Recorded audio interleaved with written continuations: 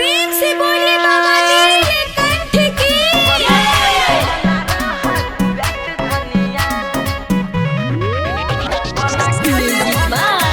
कंचन राज, हाजीपुर वैशाली।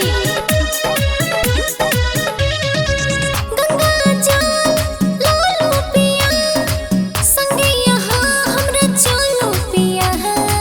मेवा मलाई मिसरी के भोग, कोई ठम लगाई मैं धालो पिया। कहने छियै सब हम बंदोबस्त धनिया, सुनो हमर गप स्पष्ट धनिया। गलाखा में भला रहे व्यस्त धनिया, नशा में उ रहे मधुमस्त धनिया। गलाखा में भला रहे उ व्यस्त धनिया, नशा में उ रहे मधुमस्त धनिया।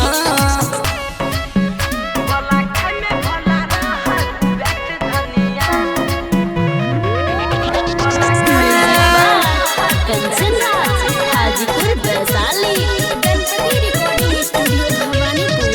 भोला तीनों लोग के सरजिया, मिलत सब टके और जिया। छोटे ते भांग गाजा, सब हक्केला से राजा।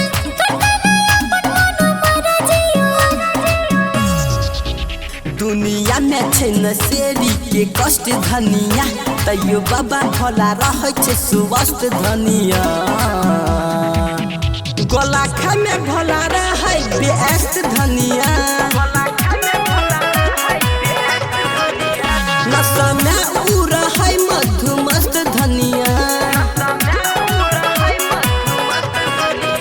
गलाखा में भला रहे उ व्यस्त धनिया, नशा में उ रहे मधुमस्त धनिया।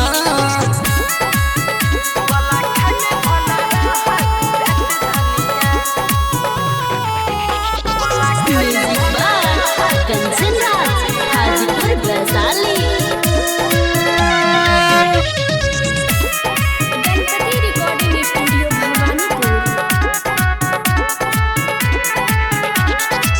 धोती चिलम फोहर के, कहोय भक्त हाथ जोहर के। फल फली हार करू, निमना हार करू, सपना सपने के छोहर के। मल्लिक राकेश कहे मिटते सब कष्ट धनिया, नीरज राजधानी कहे स्पष्ट धनिया। गलाखा में भला रहे व्यस्त धनिया,